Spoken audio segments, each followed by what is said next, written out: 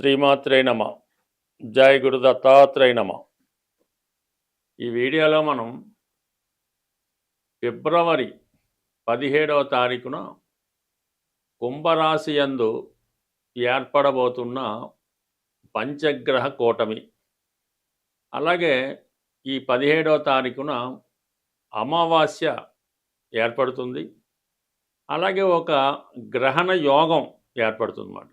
అంటే గ్రహణ యోగం అంటే సూర్యుడు, చంద్రుడు, రాహు ఒకే రాశిలోకి వచ్చినప్పుడు గ్రహణం యోగం ఏర్పడుతూ ఉంటుంది. ఈ గ్రహణ యోగంలో పుట్టినటువంటి జాతకులు ఎవరైనా ఉంటే వాళ్ళు జీవితంలో అనేక ఒడిదుడుకులు, ఇబ్బందులు ఎదుర్కోవడం జరుగుతూ ఉంటుంది. అంటే సాధారణంగా ఈ యోగాలు పుట్టినప్పుడు ఉన్నటువంటి యోగాలు ఆ వ్యక్తి యొక్క జీవితాంతం ఏదో విధంగా వెంటాడుతూ ఉంటాయి. అందుకనే వారు పుట్టినప్పుడు తగు విధమైనటువంటి పరిష్కారం చేసుకుంటే ఆ యోగం ఇబ్బంది లేకుండా జాతకుడు అభివృద్ధికి మళ్ళా కారణం అవుతూ ఉంటాయి.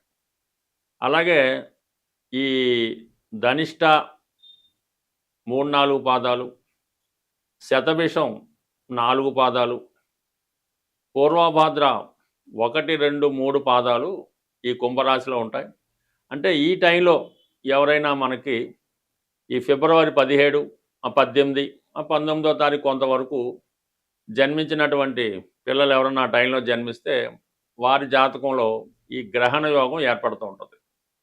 కంపల్సరీగా వాళ్ళు ఆ టైంలో పుట్టిన పిల్లలకి శాంతి పరిహార కార్యక్రమాలు చేసుకోవడం వల్ల వాళ్ళ జీవితంలో అభివృద్ధి కలుగుతూ ఉంటుంది.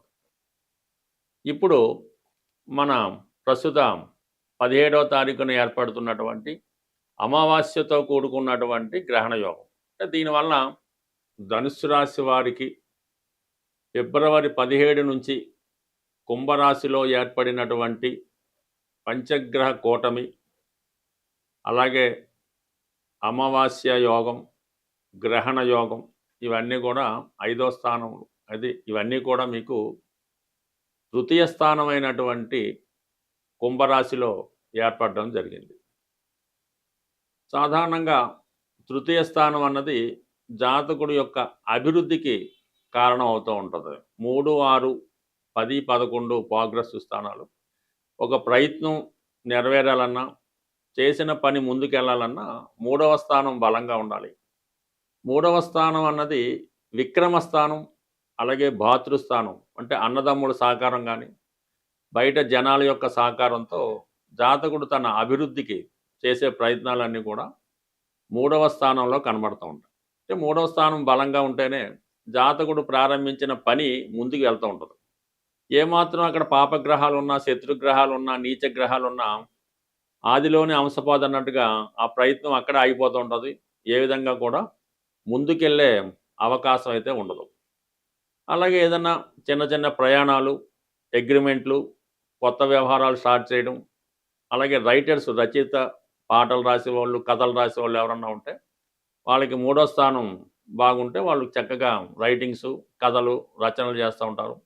సినిమా రంగంలో రాణించాలన్నా కూడా తృతీయ స్థానం అంటే కాన్ఫిడెన్స్ బలంగా ఉంటే వాళ్ళు కూడా రాణించే అవకాశం ఉంది. అయితే ఇప్పుడు ఇక్కడ ఏర్పడినటువంటి 5 గ్రహాలు ఈ పరస్పరం శత్రుగ్రహాలు అవ్వడం వల్ల రాహు 3వ స్థానంలో ఉండడం అన్నది చాలా వరకు జాతకుడు ధైర్యంగా ముందుకు వెళ్ళడం, పెద్ద పెద్ద వ్యవహారాలు చేయడం జరుగుతూ ఉంటుంది.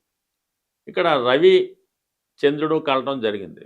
అంటే చంద్రుడు అష్టమాధిపతిగా రాహుతో కలిసి ఉండడం వలన కొన్ని అడ్డంకులు ఏర్పడడం జరుగుతూ ఉంటుంది.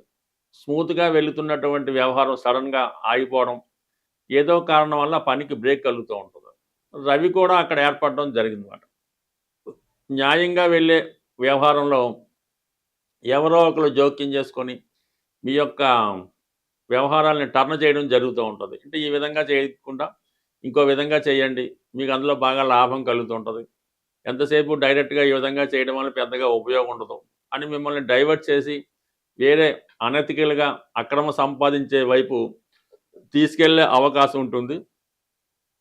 అది జాగ్రత్తగా నిర్ణయం తీసుకోవాల్సి ఉంటుంది. ఇదే సమయంలో కొంతమంది మీకు బాగా అనుకూలమైనటువంటి వ్యక్తులు శత్రువులుగా మారడం, ఏదో ఇతర వ్యవహారాల్లో కూడా ఇబ్బంది కలుగుతూ ఉంటది. అలాగే శుక్రుడు అక్కడ చేరడం వల్ల, బుధుడు చేరడం వలన, బుధుడు దశమాధిపతిగా రాహుతో కలియడం వల్ల కొన్ని కొత్త అవకాశాలు వస్తూ ఉంటాయన్నమాట. ఏజెన్సీ లాంటిది రావడం, ఈజీగా మనీ సంపాదించడానికి ఏదో కార్యక్రమం తెలుస్తూ ఉంటుంది. అటువంటి వ్యక్తులు మీకు తారసపడతా ఉంటారు. అలాగే గతంలో మీకున్నటువంటి పార్ట్నర్స్ గానీ, మీ వెల్ విషర్స్ గానీ మిమ్మల్ని వేరే దోవలో మళ్లించాలనే ప్రయత్నంలో ఏదైనా వృత్తి సంబంధించిన వ్యవహారాలు టర్న్ తీసుకుంటాయి.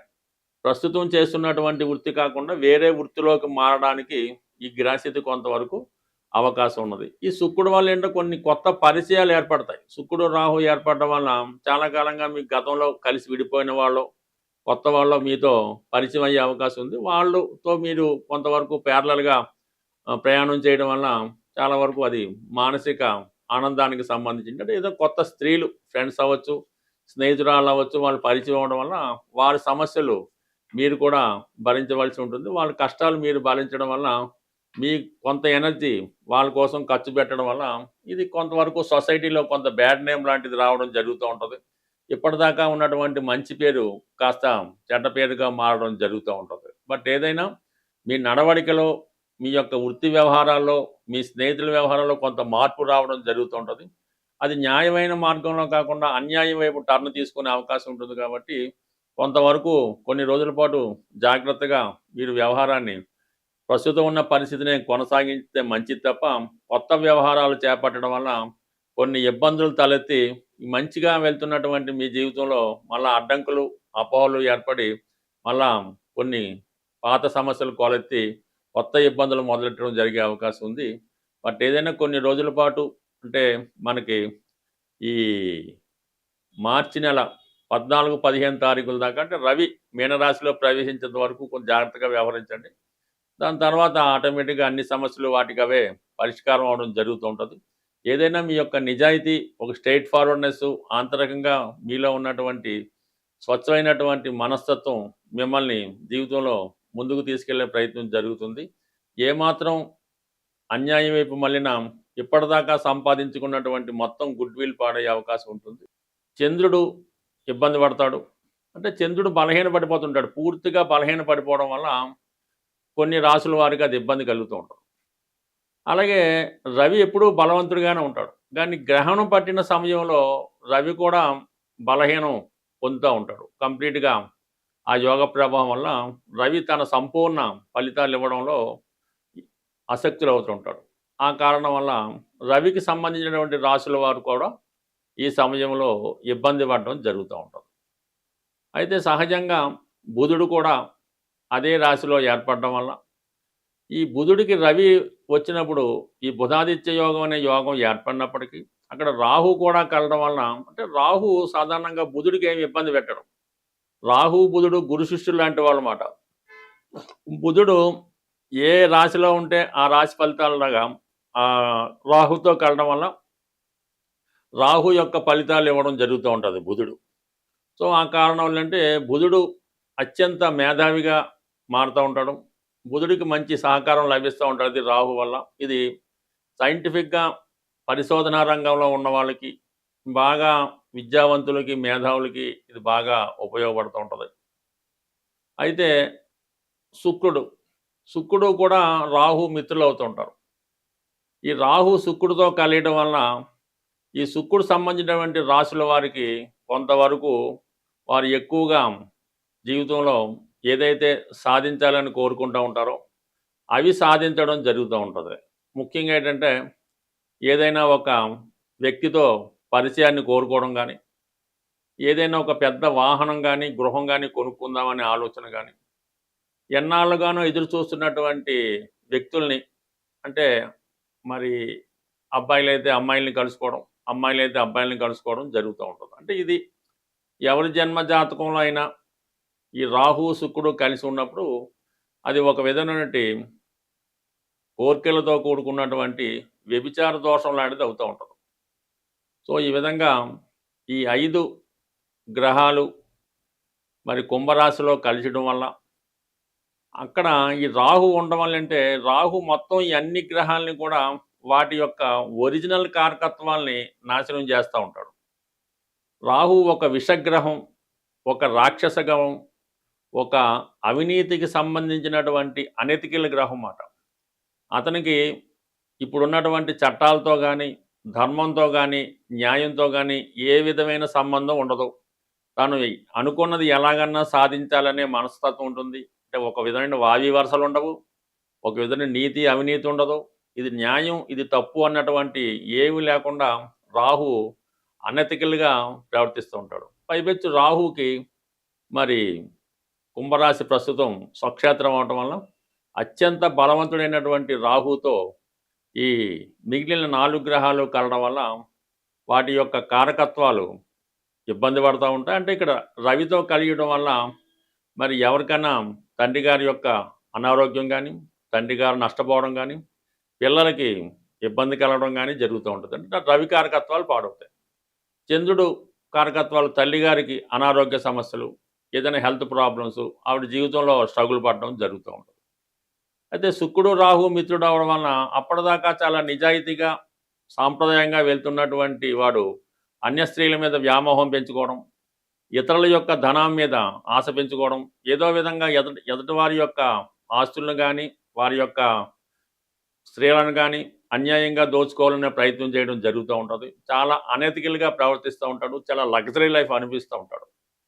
సో బుధుడు రాహుతో కలియడం వలన పెద్ద పెద్ద వ్యాపార అవకాశాలు, తన దగ్గర ధనం ఉన్నా లేకపోయినా పెద్ద పెద్ద సంస్థలు స్థాపిద్దామని, కోట్లలో రొటేషన్ చేద్దామని ఎదుటి వారికి భ్రమ కల్పించేలాగా తన యొక్క ఐడియాలు ఇవ్వడం జరుగుతూ ఉంటుంది. సైంటిఫిక్గా తాన్ని బాగా ఇంప్రూవ్గా ఊహించుకుంటూ ఉంటాడు. ఏ విధమైనటువంటి బలం లేకపోయినా, ఎంత ధనం లేకపోయినా ఒక గొప్పగా అతను తను ప్రజెంట్ చేసుకోవడం జరుగుతూ ఉంటుంది. మరి ఈ విధంగా ఏర్పడినటువంటి ఈ 5 గ్రహాల కూటమిలో కేవలం 2.5 రోజులు అటు ఇటుగా మాత్రమే చంద్రుడు ఉండి మీనరాశికి వెళ్ళడం జరుగుతూ ఉంటుంది. ప్రధానంగా ఈ శుక్రుడు మార్చి వరకు ఉండడం జరుగుతూ ఉంటుంది. రవి మార్చి 14 వరకు ఉండడం జరుగుతూ ఉంటుంది. అయితే బుధుడు మాత్రం అదే రాశిలో ఇంచుమించుగా మనకి ఏప్రిల్ నెల వరకు కూడా అందులోనే వక్రించడం ఇవన్నీ జరుగుతాయి. కాబట్టి మొత్తం మీద ఏంటంటే ఇప్పుడు ఏర్పడినటువంటి ఈ అమావాస్యతో కూడినటువంటి గ్రహణ యోగం వివిధ రాశుల వారికి ఏ విధంగా లాభపడుతుంది, ఏ విధంగా నష్టం జరుగుతుంది అన్న విషయాన్ని వివరంగా తెలుసుకునే ప్రయత్నం చేద్దాం. ఇప్పుడు ఏర్పడినటువంటి అమావాస్య గ్రహణ యోగం, దానికి పరిష్కారం కరెక్ట్గా చేసుకుంటే ప్రతి సమస్య మనకి సులభంగా పరిష్కారం అవడం జరుగుతూ ఉంటుంది. ప్రతి తిథికి ఒక గ్రహం అధిపతిగా ఉండడం జరుగుతూ ఉంటుంది. అమావాస్యకి అధిపతిగా రాహుగ్రహం ఉంటుంది. అలాగే అష్టమి నాడు కూడా రాహు ఆధిపత్యంలో ఉంటుంది. అందుకనే అమ్మవారికైనా చండీ హోమాలు అలాంటివి చేసినప్పుడు అమావాస్య కానీ, అష్టమి కానీ ఎన్నుకోవడం జరుగుతూ ఉంటుంది. మరి ఈరోజు మనకి ఈ గ్రహణ యోగానికి, అలాగే అమావాస్య యోగానికి పరిహారంగా అమ్మవారిని ఆరాధించడం వల్ల మనకి సమస్య పరిష్కారం అవుతూ ఉంటుంది. సింపుల్గా కనకదుర్గ అమ్మవారు లేదా ఒక శక్తి స్వరూపం, లేదంటే దశ మహావిద్యల్లో ఏ అమ్మవారైనా పర్వాలేదు. ఈ విధంగా మీకు ఇష్టమైనటువంటి మీ సమీపంలో ఉన్నటువంటి అమ్మవారి ఆలయానికి దర్శించడం, వీలుంటే ఒక నిమ్మకాయల దండ, ఆకుపచ్చ రంగుతో కూడుకున్న నిమ్మకాయల దండ అమ్మవారికి సమర్పించడం, లేదు ఒక 8 నిమ్మకాయలు అమ్మవారికి సమర్పించి ఒక విధంగా కుంకుమర్చన ఏదో చేపించి, మీరు ఆ పూజారి గారు మీకు ఒక నిమ్మకాయ ఇస్తే ఒకటి, ఇది 2 ఇస్తే 2 తీసుకొని అది మీ దగ్గర భద్రపరచుకోవాల్సి ఉంటుంది. ఒక 4 నిమ్మకాయలు ఇస్తే ఇంట్లో అందరి దగ్గర కూడా పెట్టుకున్నా మీకు ఈ యోగాల నుంచి, అంటే ఈ ఇబ్బందుల నుంచి తొలగిపోయే అవకాశం ఉంటుంది. సో అలాగే చిన్నగా మరి ఇంకా ఇంట్లో పూజ చేసుకునే వాళ్ళు ఎలా ఉంటుందంటే, అమ్మవారికి తమలపాకులో యాలకులు, లవంగాలు, అలాగే వీలైతే కొద్దిగా పచ్చకర్పూరం, అంటే పచ్చకర్పూరం మళ్ళీ 2 రకాలు ఉంటాయి. తిని పచ్చకర్పూరం వేడిగా ఉంటుంది, మామూలుగా ఇప్పుడు ఉన్నటువంటి అందరూ ఉపయోగించే స్మెల్ కోసం ఉపయోగించేది కాకుండా ఇటువంటిది అమ్మవారికి తాంబూలంగా సమర్పించడం వల్ల కూడా ఈ రాహుగ్రహ పరిహారం మీకు రావడం జరుగుతూ ఉంటుంది. బట్ ఏదైనా ఈ చిన్న ప్రక్రియ మీకు చాలా వరకు అంటే అమావాస్య రోజు చేస్తే మళ్ళా అమావాస్య వరకు మీకు దాని ప్రభావం ఉండడం జరుగుతుంటుంది. సర్వసాధారణంగా ఈ మధ్యకాలంలో ఏదో ఒకటి ఈ చేతికి కట్టుకోవడం జరుగుతూ ఉంటుంది. తాయెత్తు లాంటిదో, రక్షనో, అమ్మవారిదనో, ఆంజనేయ స్వామిదనో ఈ మణికట్టు దగ్గర ఇవి కట్టుకుంటూ ఉంటారు. రక్షాబంధనాల్లా కట్టుకుంటూ ఉంటారు. అవి చాలామంది ఏంటంటే సంవత్సరాల కొద్దీ అవే వాడుతూ ఉంటారు. అది సాధారణంగా మీరు అమావాస్య రోజు చేతికున్నటువంటి ఇటువంటి ఈ బంధనాల్ని, రక్షాబంధనాల్ని, కంకణాల్ని కంప్లీట్‌గా అవి తీసివేసి ఏదైనా ఒక చెట్టు మొదల్లోనో, నదిలోనో కలిపివేయటం మంచిది. మళ్ళా మీరు కొత్తది అమావాస్య రోజు మళ్ళా కొత్తగా ధరించడం వల్ల దాని పవర్ మళ్ళా వచ్చే అమావాస్య దాకా ఉంటుంది. అంతే తప్ప అటువంటి ఈ రక్షాబంధనాల్ని, తాయెత్తుల్ని వాటిని ఇలాగా సంవత్సరాలు బట్టి ఉంచుకోవడం వల్ల కూడా అది ఇబ్బంది కలుగుతూ ఉంటది. బట్ ఏదైనా కొన్ని పరిహారాలు చేసుకోవడం వల్ల నమ్మకం బట్టి ఆధారపడి ఉంటుంది కాబట్టి మరి ఇటువంటి ఈ పరిహారం సాధారణంగా చేసుకుంటే మంచిది. సో ఏదైనా మీరు అమ్మని నమ్ముకుంటే అన్నీ ఉన్నట్టే అని ఏదైనా ఈ గ్రహణ యోగం నుంచి తొలగాలంటే మీరు గట్టిగా పట్టుకోవడం అమ్మవారి యొక్క పాదాలు. ఆ సమస్య అదే మీకు సాల్వ్ అవుతుంది. స్వస్తి.